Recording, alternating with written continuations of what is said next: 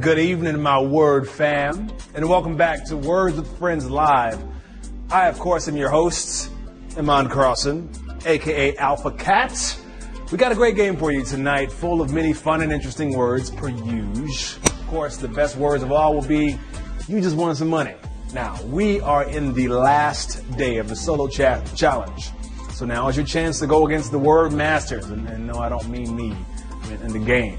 Beat them and you will earn some freebies. So when you're done here, once again, when we're done here at the end of the game, head over to the solo challenge, a cliche away. You don't want to miss that.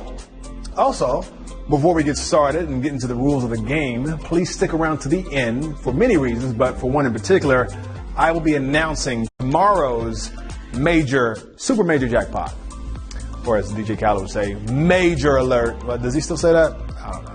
Here is how our game is played. I'm going to ask you 12 questions, each with 3 possible answers. When the 3 choices pop up, you have only 10 seconds to tap the correct answer, and then that's it. Once you tap in, you can't change your answer. And once the timer runs out, it's donezo. So you have to get all 12 questions right to win. And then it's money time. So today's jackpot is a delicious, much-needed $5,000. Put that in your account. One wrong answer will send you into spectator mode where you can still play, but you're out of the money. But the party doesn't have to end because that just puts you in spectator mode. Now in spectator mode, you can still play and answer questions. But the kicker is, every correct answer puts you closer to earning a mystery box, which will contain things like coins, power-ups, hindsight, word radar, even swap plus. And it's all free. Those are game changers. And if you play Words with Friends, I know you want that. Or there's even one more option. You can get an extra life. And you can get an extra life by inviting friends to play by tapping the heart at the beginning during the countdown of the show. Okay? About 24 hours after they accept, the extra life will pop up on your screen when you get an answer wrong. Now, you can use them up to question 12 to stay in the game and in the money. Ain't that great? Just giving you second chances. Reminder though, you can only use 1 extra life per game. You can't use it every time you get out and just use an extra life all the way up to winning a jackpot. Can't let you get away with that. Not happening on my watch. I was pointing at me, I wasn't trying to. Anyway, play Words with Friends Live and you can win money, or even if you end up in spectator mode, you can still win free goodies just for answering. Are reading all the feedback, I promise you that. Even if we don't get a direct reply to you, we're reading it all and taking it into consideration. One last general reminder that we are streaming live, so you'll want to use Wi-Fi for the best connection and also for the best video because you want to see this clearly. Also, if your battery's low, please plug it in. Don't have it die on you in the middle of the game. You don't want that to happen before question 12. I can't help you with that. No matter how many times you use the hashtag Words with Friends Live, it's not going to bring your phone back to life. Now, get your game face on and your thumb face? What? No, we can't say that.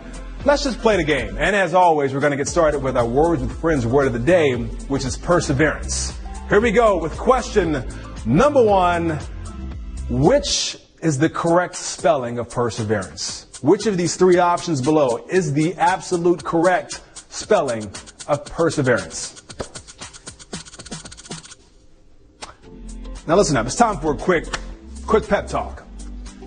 When it comes to playing this game, you're going to need a lot of perseverance. It means not giving up, it means listening carefully, it means tapping the correct answer, you hear me? That means that even if you're not the best speller, or even if your grammar is subpar, or even if you think that perseverance is a slang word for handbag clearance section, which it ain't, you need to keep going no matter what, okay? Even in spectator mode. The correct answer is perseverance, spelled P-E-R-S-E-V-E-R-A-N-C-E. The word is a mid-14th century word from the Old French word persévérer, which means to continue or endure.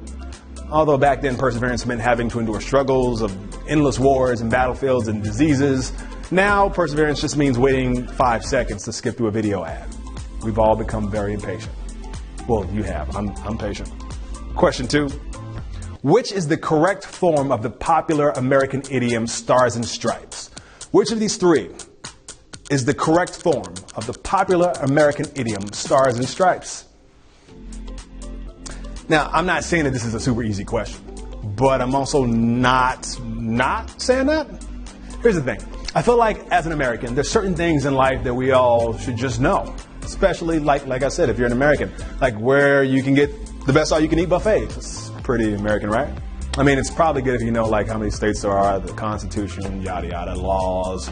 But did I mention all-you-can-eat buffets? That's the most important part. The correct answer is Stars and Stripes spelled that way, okay? This, of course, refers to the American flag, which is considered a patriotic symbol. The word for patriot is from the Greek patrios, meaning of one's father. How did the Greeks know about the Patriots? They could have bet on the game. They missed out on an opportunity. Question number 3. Who developed the Heimlich maneuver? Henry J. Heimlich, Paul J. Heimlich, or Sebastian J. Heimlich? Who invented the Heimlich maneuver? Now this is a first aid technique for someone who is choking on their food. This is the universal symbol for choking, by the way. The man who developed this maneuver is from my hometown of Cincinnati, Ohio, home of the Cincinnati Bengals, home of the School for Creative and Performing Arts, home of Skyline Chili. By the way, Cincinnati chili is different in that in addition to the meat, beans, and cheese, and onions, and crackers, the chili is mixed with spaghetti. Yeah, I know it's a little different. And now that I'm thinking about it, it's probably how they came up with the Heimlich maneuver. Sometimes it gets stuck going down. The correct answer is Henry J. Heimlich. Originally, the way to deal with someone choking was to pat them hard on the back. A pat on the back for choking? I mean, that's a weird thing to congratulate somebody for. That's a weird flex, but okay, whatever. Also, it could end up being fatal if you do that. So Henry came up with the Heimlich maneuver. His brother came up with a lesser-known procedure called just chew your daggone food. Then we're all fine. Question 4. Which word does not have to do with talking a lot? Loquacious, voluble, or badmash? Loquacious, voluble, or badmash? If you're someone who talks a lot, you might be also referred to as a chatterbox or a big mouth or a blabberer. You know these people. They're the kind where you can't even get one word in when you're talking to them. You could be on the phone with them for hours and you hear everything that's going on with them and their family and their dog. And when you hang up, it's like, well, at least they had a nice chat. The correct answer is badmash. And no, it's not your aunt's mashed potatoes. It's a person who is dishonest or unprincipled. That's what badmash is. It's a variant of badmash that means almost the same thing, but it's called budmash, which sounds like how bros referred to hugging. Like, yo, let's budmash it out. If any of y'all try to hug me and kick it off by calling it a budmash, that hug's not happening. Don't do that. Question 5.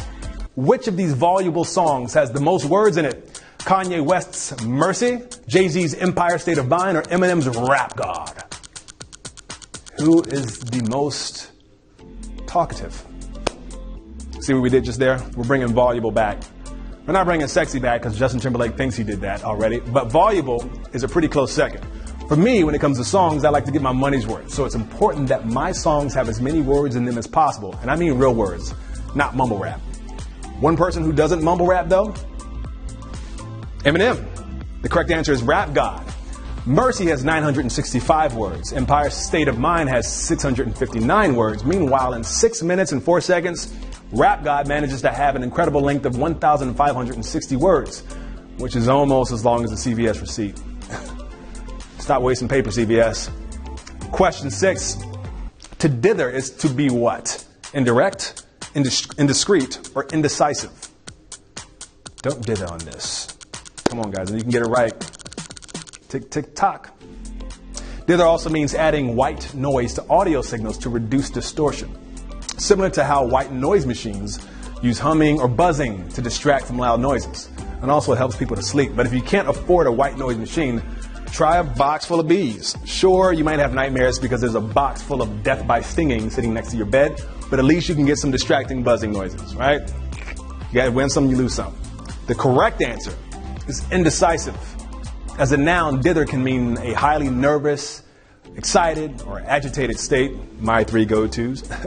You could be in a dither as well as dithering around. Either way, you should not be either version in this game. So don't dither, because I don't want you to lose. Question number 7. The book that shares its name with a red piece of mail was written by which author? Nathaniel Hawthorne, Agatha Christie, or Jane Austen? Tick, tick, tick, tock. Ever why we call it mail? Sure you do. The word comes from medieval English mail, spelled M-A-L-E, which referred to a traveling bag or pack. Even though it was called mail, it had nothing to do with the word man, and it was spelled that way right up until the 17th century. Probably because that's how long it took to deliver the mail back then. Even overnight delivery was like 2 years. But the correct answer is Nathaniel Hawthorne. We're talking, of course, about Hawthorne's classic, The Scarlet Letter. It's about a woman who conceives a daughter through an affair and must wear a scarlet letter so she feels shame and embarrassment. They could have just made fun of her for having less than 1,000 followers on Twitter. You know what I'm saying? It would have been more accurate. Question 8. Which word does not have to do with swamps or bogs? Imbroglio, morass, or peat? Which one does not have to do with swamps or bogs? I think swamps and bogs get a bad rap. When people want to get away and go into nature, they usually do a hike up a mountain or the woods, maybe spend some time at the lake. Not me, though. If I want a relaxing break, I fill up a picnic basket and hit up a local bog or a nice muddy swamp. That way I don't have to worry about parking, big crowds, fire ants, or getting hit in the face accidentally with a Frisbee. Don't toss it over me when I'm laying down. You know what the deal is. The correct answer is imbroglio. No swamps or bogs for imbroglio, because what it means is an extremely confused, complicated, or embarrassing situation. I'll say one thing though, if you have an imbroglio happen to you, no one would find out about it if you were in the swamp. When's the last time you was in a swamp? Exactly. Question number 9. Haplogy is an example of what? Dialogism, haplology, or paradox? Dialogism, haplology, or paradox? Now, haplogy sounds like a course offered at a college that involves studying happiness. Your teacher would probably be wearing a Barney costume, and your homework would be to watch delightful rom-coms. In my opinion, the best way to study happiness is by seeing how happy a giant pile of money can make somebody. So I study y'all, and I just give y'all money. It makes me happy, and then y'all happy. We're all happy. The correct answer is haplology. Haplology is the tendency to drop one of a pair of similar syllables because it's just easier to say. So instead of saying probably, most of us just shorten it and say probably. And my guess is you're all probably wanting to know who's going to win today's jackpot, because we only got 3 questions left. We got over 2,000 people moving forward on that one. So here we go with third to last, question 10. Which is the most chiefly British synonym palaver? Slaver, bobsy-die, or natter? Which is the most British synonym for palaver? Now, palaver means an unnecessarily elaborate or complex procedure. It can also mean an improvised conference between 2 groups, typically those without a shared language or culture, or as I like to call it sometimes, a wedding. Look, put your family on this side, put my family on that side, and make sure my cousins have extra beer, and let's just pray for the best. That's just how that's going to work. The correct answer is natter. Natter is a British expression for a casual and leisurely conversation. For example, if I want to natter about, giving away money, nothing important, just a huge jackpot that's 2 questions away. Hope y'all getting this stuff right, because we're moving on to question 11, 1,200 people moving forward. What is the earliest origin language of the word etymology? Latin, Greek, or Aramaic? Getting a little tougher on you. It's time someone did.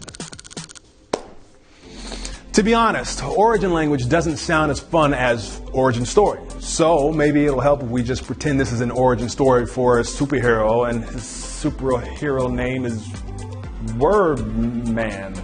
Look up in the sky, it's a bird, it's a plane, it's an airship, it's an aerojet, it's a jet, it's an airliner, it's a hang glider, it's a balloon. Can y'all stop with the words? I don't like the idea, but maybe we can work on the premise, okay?